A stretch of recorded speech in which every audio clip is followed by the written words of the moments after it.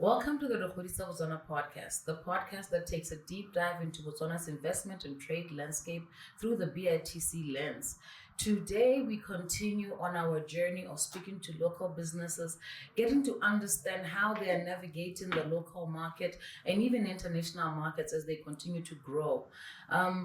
For today, we have Mr. Gogontle Basiami. I hope I pronounce that right. You're free to shout at me if I don't.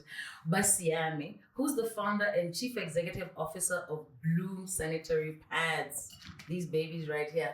How are you? Hi, I'm good. Yourself? I'm very good. It is lovely to have you here. This is one product I wanted to do a deep dive in, actually. Just wanted to see how you've been navigating this market, especially with a product that is not sensitive, but women tend to be all about this product and that product. So I'm curious to see how you've been working the market with this particular product. But before we get into that space, I want the backstory. I want the story about, who you are and how we came to be sitting here with 2 packs of Bloom Sanitary Pads. Okay. Firstly, thank you so much for hosting me. It's such a pleasure to be here. It's a very long story. I hope you have all the time today. I can give you time. I control the time. Okay. They'll just shout at me behind the camera, but it's fine. Okay, fair enough. Well, I think the story goes as far back as when I was still a university student. Okay. In the University of Botswana, where I was doing my mechanical engineering degree. Yes. So there was a call out for the CEDA DBSA University Challenge. Oh yeah, I remember that. The first of its kind or type then, whereby university students were called out to come up with proposals to solve societal problems. Yes. And in the process create employment. Yes. Yeah. So I was one of the participants in that particular challenge, and from over 300 students or so, ranging from your undergrad, master's, PhD, and the like. Yeah. I made it to the top 10 of the CEDA DBSA University Challenge. Yeah. And I think the idea then was that we use local raw materials to manufacture sanitary pads. Oh yeah. Yeah, so as to reduce our import bill. I think by then, what had prompted me to come up with that proposition was the fact that there was a motion actually before Parliament, which was proposed by I think Mr. Machaha then, who used to be the MP for Natakweta, if I'm not mistaken, to say the government wants to supply sanitary pads to schools. But the biggest question that I had top of my mind was, who's doing this locally? Yeah.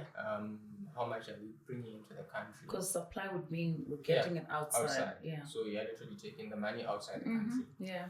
Then that is when the idea came, and also because of what I studied or what I was studying then, which was a materials engineering course. Mechanical engineering has a module for materials engineering. Yeah. I went ahead and submitted the idea with that twist to say, let's try to use local raw materials to produce the pads and the sanitary pads. And that is how the idea was birthed. Top 10. Unfortunately, I didn't win.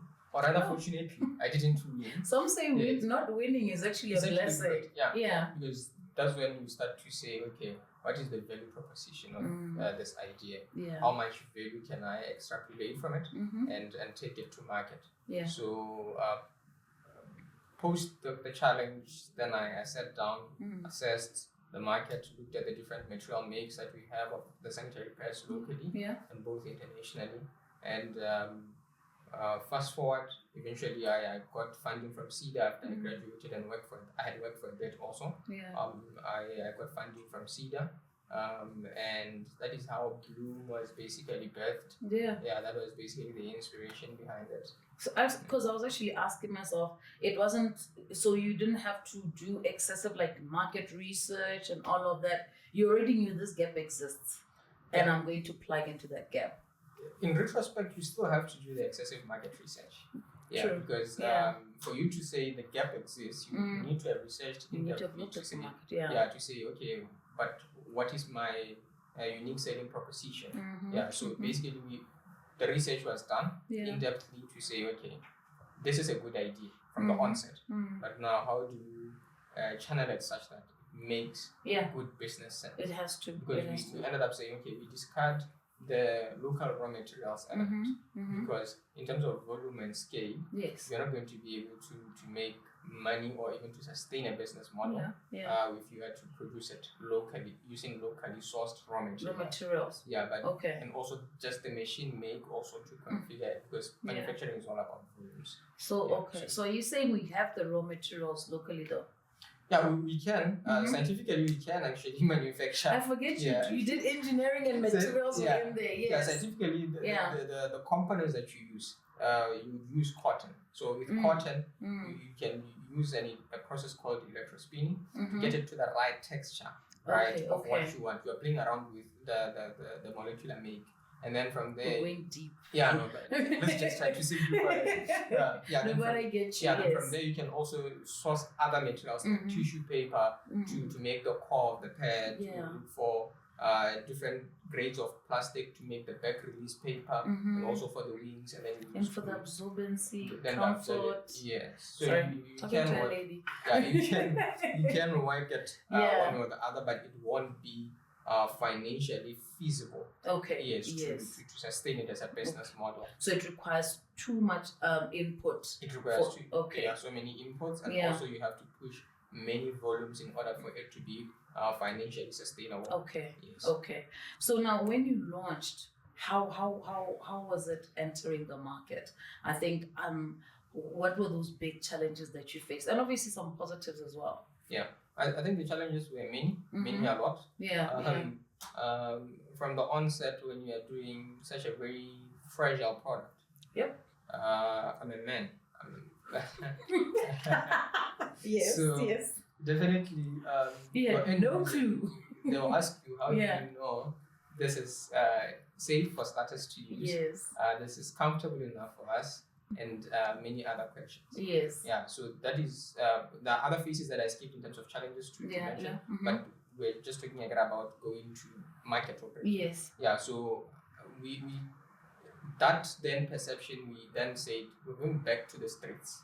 We're going to sell in your bus ranks. Yes. Or taxi ranks. Yeah. We're going to sell in your tech shops. We're going to sell in your general dealers. Yeah. That alone was a way to get the product to the end users to use it and give us feedback. Yeah. Then if there's any need or room for improvement, to improve. Eventually we then went into the major retailers. With the tested product, with feedback from the users. From the end users. Yeah. And that is the best way to go about it, because now you have a very solid product that you know is functional. Yes. But continuously we continue to improve the quality to be on par with international standards and brands. You know, I'm picking up a trend. Okay. The other week we had Chem washing powder here. Yes. And they said the exact same thing you're saying. They first went to the streets. They went to the ground level. And that's where they practically launched the product. And they got the feedback. And only then did they take the next level of going to the retail stores. And I'm getting the same with you. And it's amazing because I don't think it's a conversation that is had about how do you penetrate the local market. Usually the expectation is you go straight to the big retailers, you put the big marketing campaigns out there. But that's not what I'm getting from products that have penetrated. Yeah, I think that's true.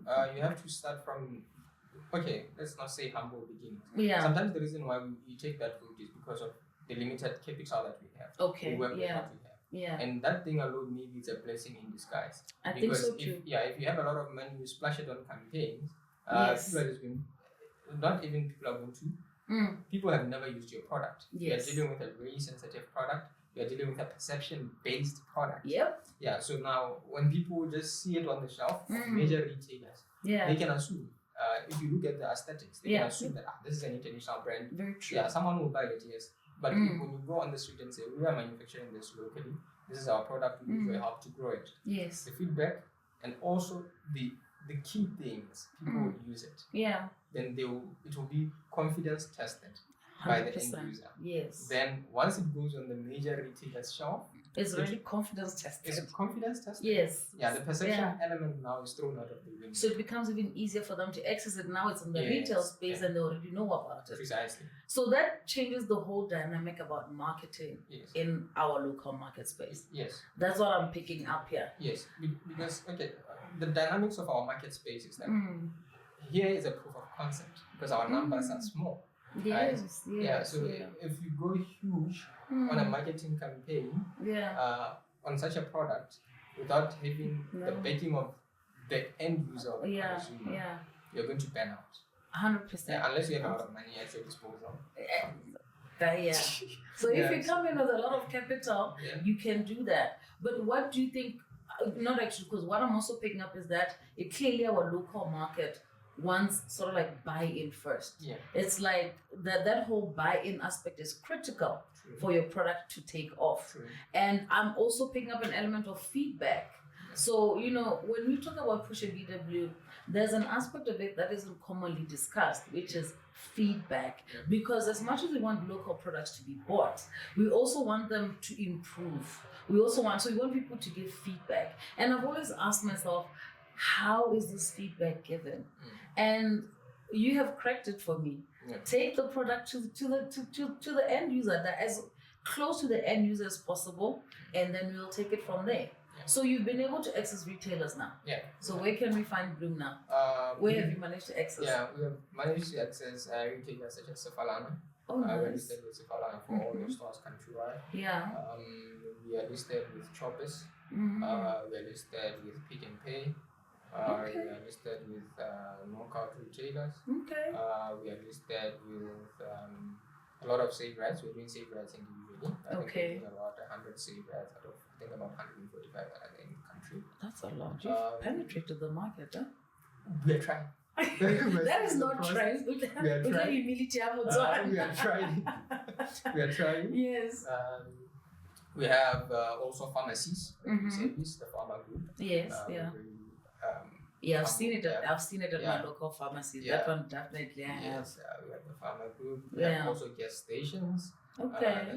Or convenience gas station stores. So that's where we are. That's practically everywhere.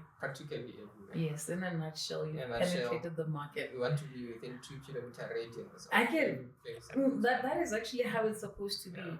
And recently you have secured a major supply deal where you are now supplying schools as well. Now, how did that come about? And for you, what does that entail? I think that for us it speaks to growth. It also speaks to say, are we capable enough to give the quality that is desired? Yes. Because initially, for the first batch, it was just a request for quotation and saying supply. Then we did it within a record of 3 days. They wanted 50,000 packs. Wow. Then within 3 days, we were able to supply that. And not bending the rules in terms of the quality, in terms of rules in terms of the standards that is there governing sanitary pads. So for us, it's the contract in terms of implementation. Since we are here to implement now on a fully fledged contract basis. We hope and we believe it speaks to the belief that Botswana manufacturers can do it. Yes. That's one. Yes. Two, it speaks to saying, as Blooms Sanitary Pads, we have the capacity, we have the capability, and the technical expertise, because we have been doing this on a private sector scale. Yes. Now we're going on the government procurement public sector scale. So, and we both know that the government is our biggest buyer. Yes. So that's where the big quantities come from. And once, in terms of manufacturing, once you have those good numbers, then you are lowering your cost of manufacturing. True that. Then your product on the shelf becomes also affordable. So it speaks to a lot of things. And that has been a challenge with local products because the volumes, unlike where you produce internationally, a type of tomato sauce will be produced in large quantities, meaning the price is lower. Locally, we're not producing in those quantities. So that makes our local products a bit on the pricier side. So now you are finding yourself in a position where the shift is now likely to start happening. It's now where we get the local products coming on board. Did it affect in terms of your production? Did it force you to scale up quickly now that you're looking at these big numbers? or you feel that you were ready to take on these big numbers? I think we have always been ready. If you go back, and we have capacity to do 250 sanitary pads per minute. Oh. So in a day we are able to do about 120,000 single units of sanitary pads. Yes. So I am silenced. So we always have the capacity. Yes. But now when you have capacity, it speaks to utilization. Yeah. You can have the capacity, but utilization wise, not maximum or not being at the extreme of utilizing the capacity. So now we are trying to stretch our production to completely utilize 100% utilization. Yeah, we'll never get it to 100% because even the 120,000 is based on only 8 hours shift. Now imagine if you go a full on 24-hour shift, you are sitting on about 360,000 units of sanitary pads. So it even goes 3 times more than our population on a monthly basis. Then it means it goes 3 times more in terms of I'm behaving in my head. Yeah, the numbers. You do the numbers in your head. Yes, that's a lot. It's a lot. That's a lot. So for us, we have been ready. Now it will just be to create more employment and say, can we take this thing on head on and make sure that we don't drop the ball in the process, because still our retail still needs to be serviced, and this market also still needs to be serviced, and more than that, other markets also need to be serviced. Other markets also. Speaking of that, so like you're saying that you still need to continue servicing the sector, the markets that you've already established, and obviously the markets that you're looking to enter into. Now, in terms of working with BITC, which areas of BITC have you touched on? Yeah, I think BITC was very instrumental in terms of just from the onset, the way they opened that doors to us. Yeah, you look at the trade shows that we've attended. Yeah, they were very keen facilitating that. And this trade shows that main aim was to unlock market access. Yes. We have been to South Africa. Our product has been to Egypt. We have been to the US Africa Summit, and recently we're in Ethiopia. All through in collaboration with BITC. And we also look at the export readiness program also. BEDP. So that thing alone, or rather not that thing, that program alone, it's very key in terms of getting you export ready. To making sure that also in terms of just doing your calculations for your product lending, entering that market, you are ready for that. So I think they've been very instrumental. That's why we also do have the Pride mark, which is very, very important when we are doing the push IP. That not only that, it's also a rubber stamp to say it's local and it's good, and you better use it. But speaking of BEDP and export readiness, are you looking to export? Yes, we're definitely looking to export. I think that's why we've been doing all the trade missions. And also some of the major retailers like the service, and they also have retail stores in neighboring countries. So that is where now we try to leverage. I was having a conversation with someone to say, when you look at where we are manufacturing, it's in Igwe. And Gaborone is 4 hours from us. The cost of bringing the product here, when you compare to taking it to, let's say, to the Limpopo province in South Africa, it's higher than when you just take it to Limpopo and you have a bigger market to service.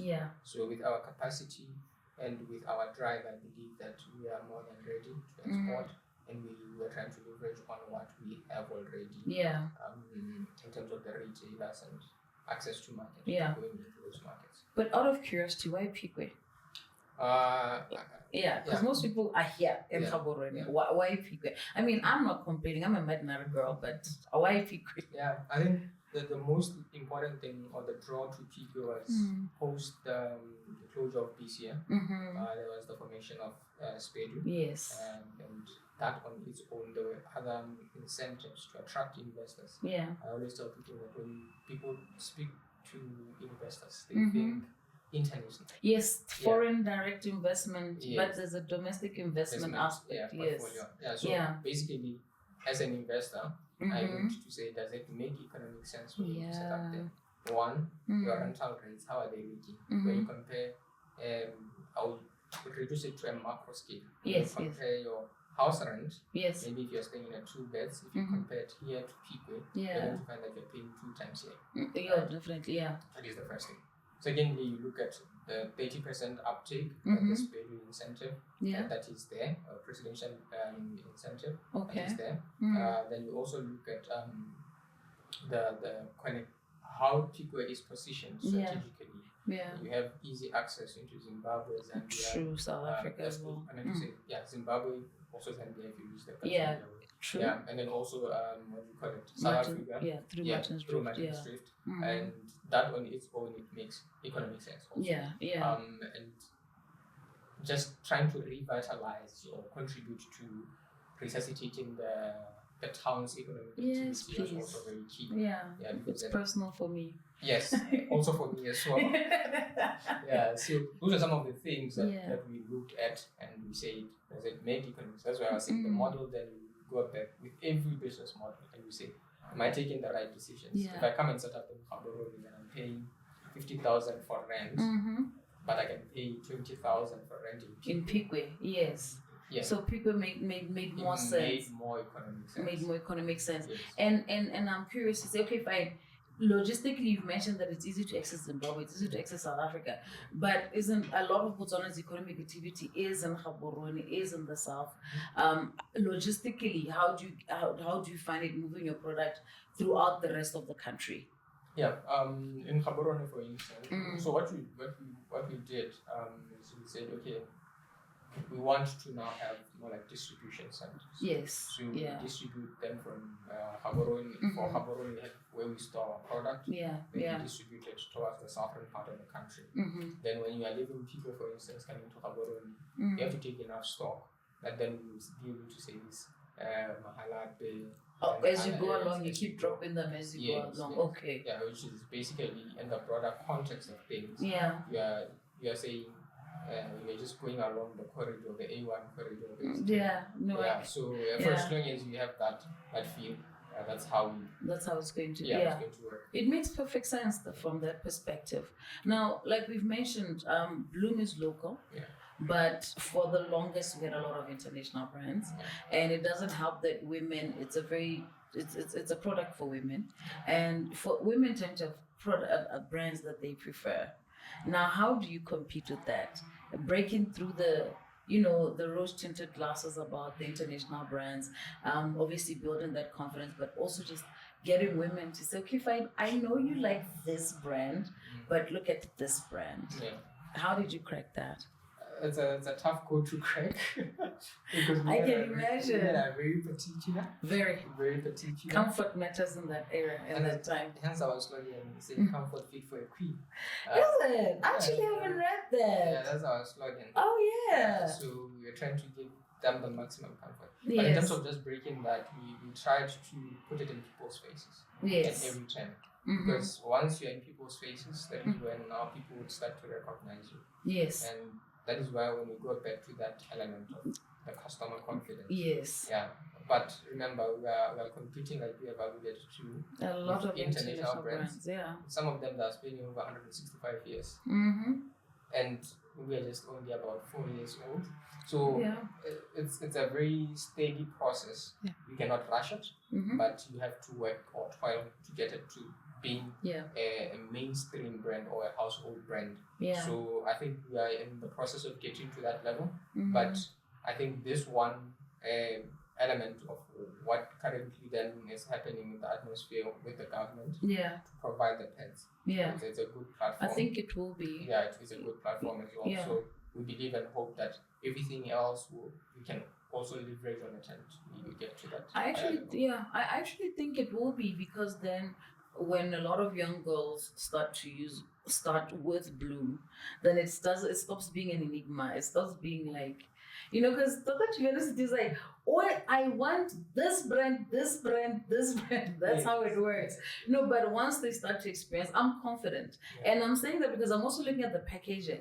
You know what I mean? This is an intimate product, right? And when you look at somebody who's taking the time to package it, you're like, hey, okay, I can trust this. Because, you want, it's not only just about confidence, it's about comfort and so much. So I love the packaging. The So packaging gives me confidence that it's a product that even I can use. thank You know so what I much. mean? Thank you Yeah. so much. And in terms of increasing your product range, any plans in that area? Yeah, most definitely. I think before the end of this year, we'd have launched certain products. Okay. Yeah, that I think it should be a good surprise to everyone. Okay. Everyone should keep on Watch the space. Watch the space. But we are definitely going to be launching other products Yes. that are also within the same line or even better. Okay. They can never be any better product than what we started with. But that is our because it speaks to growth as well and Yes. sustainability of the company. I'm very glad. I'm glad you're broadening the product range. Yeah. But I want us to pivot a bit. Okay. Recently, we saw your name listed for Forbes 30 under 30. Yeah. What's that all about? How did we get there? Yeah. You know, I know I've got you thinking really hard. Yeah. You know, Yeah. how did we get there? It was a long process. Yeah. Because it started we were shortlisted last year. Yeah. October. Yeah. So then you had to go through the interview stages. You had to submit audited financial statements. Okay. And a lot of other things. Yeah. To authenticate that you are running a legitimate business, and also that you deserve to be on the list, and you are also competing with the rest of Africa. Yeah. People who are 30 and or below. Yeah. 30. So then, by God's grace, I was listed amongst the top 30 for 2025 for Forbes. But to us, I think to me, I just take it as an accomplishment that I would have never achieved without the involvement of my team. Yeah. Because when I'm here sitting with you, my team is producing the product. Yeah. I just happen to be the face. Yeah. So the accomplishment in retrospect is for them to say, we are in the right track. We are definitely going somewhere. If we can be within the top 30 in Africa, then it says we have a lot of potential to even go outside Africa. So that to us, that to me is what the accolade means. Yeah. But it's so much more that we can break it down to say. Yeah, I'm actually curious to say, okay, fine. It obviously it puts the recognition. Yeah. It also adds to it's like another rubber stamp in terms of the quality, in terms of the business that you're running. Yeah. But then, what opportunities does it open up for you? Yeah. I think the most important one is the fact that if you are raising capital, for instance, if a Forbes lists you, the Forbes has vetted you. Yeah. That is a rubber stamp to say, this might be a unicorn that you need to ride on in order for you to go far. Yeah. So when we are raising money, it becomes easy, right? Yeah. Because in Africa, just imagine the whole population. You are one of the 30 for that particular year. Yeah. That's one. Yeah. Two, the collaborative efforts that might come with you and other people within the cohort and other cohorts that made it into Africa. Like if you look at Gogontle Basiami, he also made the list.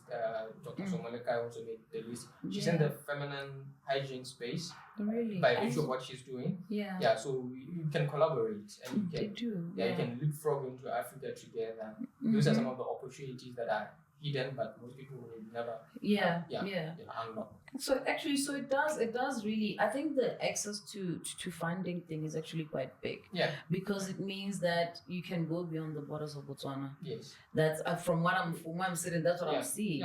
It's actually that's the best, or that's the approach to look at it from. If it just becomes a title, then it becomes quite useless. Yeah. So if you go outside and say, no, I was listed in Forbes in 2025 business, and this is what it means, and this is the scale that I'm looking at. Yeah. Literally, it's your opener for your pitch deck. Definitely. To any investor. Definitely. Yeah, because once you say I was listed in Forbes Africa, then it's like, what does this mean? Yeah. What do you do? Yeah. Exactly. Yeah, it opens that conversation very well. Very well. Yeah, because now it's like Forbes is giving you that backing. Yes, to say we have we believe that you are really worth what you're saying you're worth. What you are worth. Yeah. No, that is actually that's a great move by the. Congratulations. Thank you so much. Now let's take a forward look. We've got Forbes, listing you. We've got Bloom growing on its own.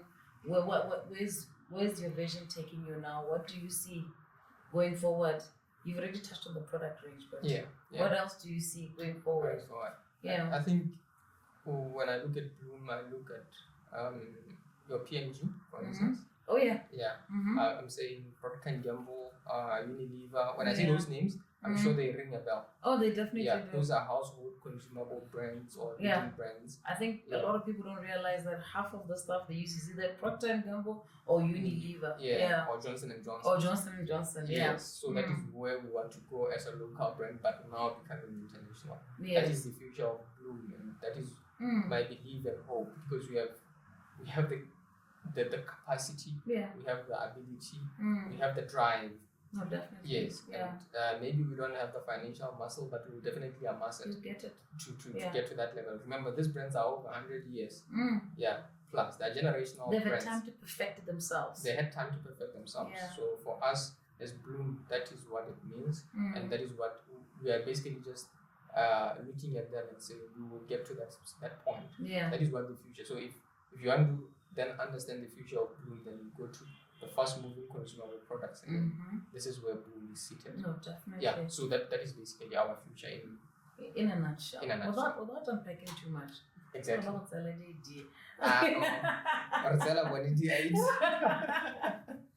But seeing that you are obviously 30 and under, and you're already doing what you're doing, what I always say, it's those who are literally in the battlefield who can give the best advice. And I think I would just like to know what you'd say to a young entrepreneur, especially in our local market. I've come to learn that our market is different. We always see how markets internationally are approached, but I want someone to say what can you do within our market to penetrate, regardless of what you're trying to, maybe just to an entrepreneur, a young entrepreneur out there. If I'm to speak to someone who's younger, I would say the ideas that you have, they're very much valid. They're very much valid, and sometimes we don't need to look far for ideas. Most of our young people have very brilliant ideas. Definitely. But our destructive feature is we look at people who glamorize entrepreneurship. It's hard. It needs you to toil.